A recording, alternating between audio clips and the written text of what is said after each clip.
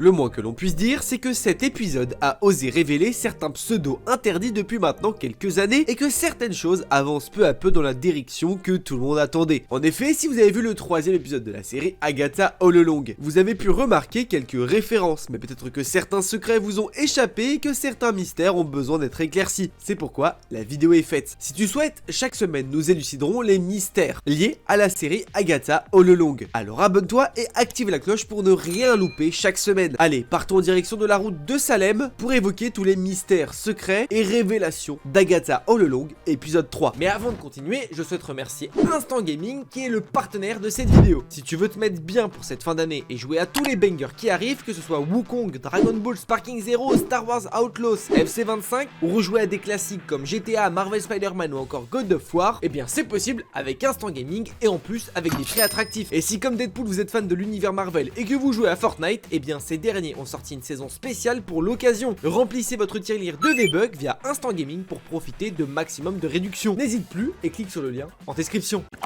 Ça va? Oh la vache! Oh, qu'est-ce qu'elle fait?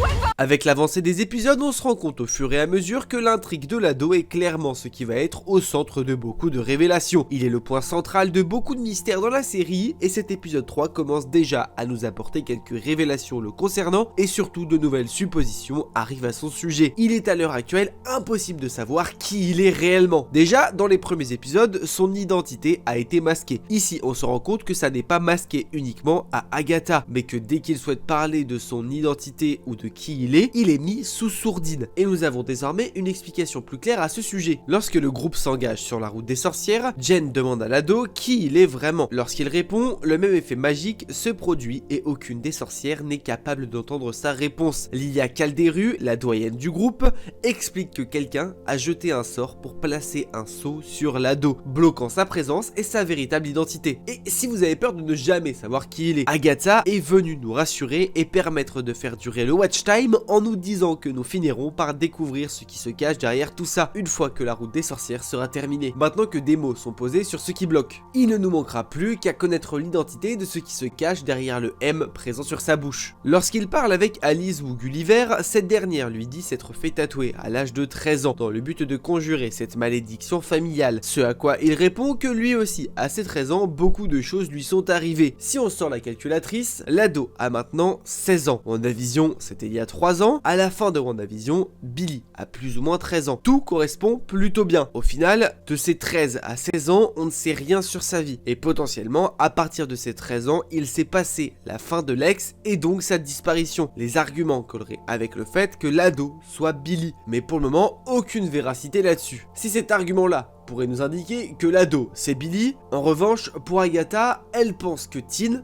n'est autre que son fils, Nicholas Scratch. Dans les premiers épisodes, nous avons découvert la mort de Nicholas Scratch, son fils, qui est mort enfant. On a eu des révélations là aussi sur ce sujet. Déjà, Jen nous apprend à nous, mais aussi à Tin, qu'Agatha est bel et bien celle qui a tué son fils, qu'elle l'a échangé enfant contre un exemplaire du livre des péchés. Et si on aurait pu penser que cette dernière bluffait, ce n'est pas le cas, puisque le vin qu'elles ont ingurgité leur permet d'avoir des hallucinations de choses mixées de leur vie, et Agatha a droit à ce qui s'apparente au plus grand traumatisme de sa vie. Le bébé qui pleure dans la poussette est transformé en Darkhold, ce qui confirme les dires de Jen et ce qui confirme que les livres évoqués est bel et bien le Darkhold. Mais quand on voit l'état dans lequel Agatha est, on sent que c'est bien plus compliqué que ça et que cet échange n'a pas été si simple pour elle. D'ailleurs, c'est l'un de ses agissements qui pourrait nous laisser croire qu'Agatha pense que l'ado est son fils. Agatha ne souhaite pas boire le verre de vin, puisqu'elle sait très bien que c'est du poison. Après un refus de sa part, ils sont tous bloqués et il faut absolument qu'un personnage de plus le boit. L'ado se propose et lorsqu'il doit boire le vin, elle l'en empêche directement, quitte à le boire à sa place sans réfléchir et donc risquer sa vie. Vous l'aurez compris, Agatha ne risquerait pas sa vie pour une personne lambda, c'est vraiment le dernier de ses soucis. Et pourtant, elle le fait. Elle a des soupçons assez prononcés sur le fait que l'ado soit en fait son fils. En soi, elle n'a pas de preuves concrètes à ça, ce qui fait qu'elle pense ça pourrait être lié à d'autres révélations, notamment sur le prénom interdit, le diable de Marvel, Mephisto. Et oui, ça y est, Mephisto est officiellement dans le MCU. Si pour le moment nous n'avions que des brefs easter eggs le concernant, Jennifer Cole a carrément prononcé son nom. Après avoir révélé à l'ado qu'Agatha avait échangé son fils contre le Darkhold, celle-ci dit que personne ne sait ce qu'il est devenu. Peut-être est-il mort ou peut-être est-il devenu un agent de Mephisto. Déjà, ça confirme son existence, mais ensuite cela peut vouloir dire qu'Agatha a échangé son enfant contre le Darkhold à Mephisto et que c'était lui qui l'avait en sa possession. Le diable a peut-être joué sur son envie de pouvoir pour faire ce chantage, ce qui a obligé Agatha à prendre cette décision, ce qui expliquerait ses larmes lors de son hallucination, mais aussi le fait qu'elle pense que lui, c'est son fils, car lorsqu'il évoque son identité, un M apparaît sur sa bouche, peut-être le M de Mephisto, et si elle est au courant d'avoir confié son enfant à Mephisto en échange du Darkhold, et que lorsqu'il parle devant elle, il est censuré avec un M à la place de sa bouche, alors elle fait le lien de sa vie passée, et c'est pourquoi elle soupçonnerait qu'il s'agisse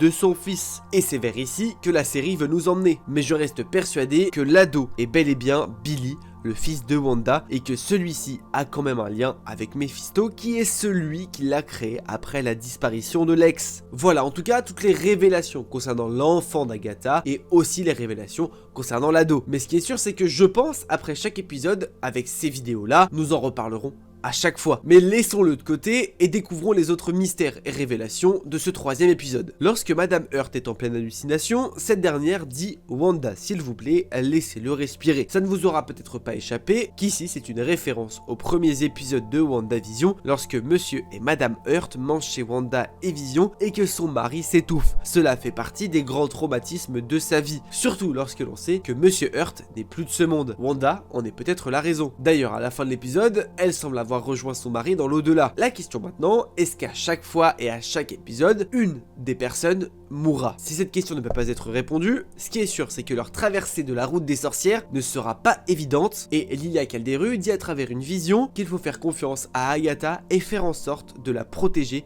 pour qu'elle ne meure pas. Elle est celle qui leur permettra sûrement de récupérer toutes et tous leur pouvoir. D'ailleurs, concernant les sorcières, une autre révélation est faite. Chacune possède son amulette et ces dernières sont assez importantes et propres à chacune. Lorsqu'elles rentrent dans la maison, ces dernières sont changées avec les vêtements adaptés des lieux. Seules les amulettes restent sur elles. Si celle d'Agatha possède une mèche de cheveux, chacune devrait posséder leur propre secret et intérêt. Et il n'y a que les vraies sorcières qui en ont une. Madame Hurt ainsi que l'ado n'en ont pas. Et pour terminer, si Mephisto est évoqué, un autre personnage mythique de chez Marvel n'est ici pas évoqué mais complètement montré. Lors de l'hallucination de Lilia Calderu, on peut voir la mort en personne. Ce personnage qui dans les comics fait tourner la tête de Thanos ou encore de Deadpool. Elle est une entité et l'incarnation abstraite de la mort. Elle est la raison du combat de Thanos et celle dont il souhaite conquérir le cœur. Celle-ci est montrée et existe donc bel et bien dans le MCU. Il existe maintenant plusieurs façons de l'interpréter quant à sa présence dans l'épisode. Nous pouvons l'interpréter comme un mauvais présage pour celle qui la voit, donc Lilia Calderu, ou alors celle-ci signifierait peut-être que l'une d'elles allait la rejoindre, ce qui est le cas de Madame Hurt à la fin de l'épisode. En tout cas, ce qui est sûr, c'est qu'avec cette série, nous découvrons davantage de personnages dans le domaine mystique et démoniaque. La suite s'annonce prometteuse et riche en secrets, alors restez connectés. Bon, et bien voilà, je pense avoir fait le tour des secrets et révélations concernant ce troisième épisode d'Agatha All Along, en espérant vous en avoir fait découvrir davantage ou alors vous avoir expliqué des choses que vous n'avez peut-être pas compris. Si jamais la vidéo vous a plu, n'oubliez pas qu'il est possible pour vous de mettre le petit pouce vers le haut,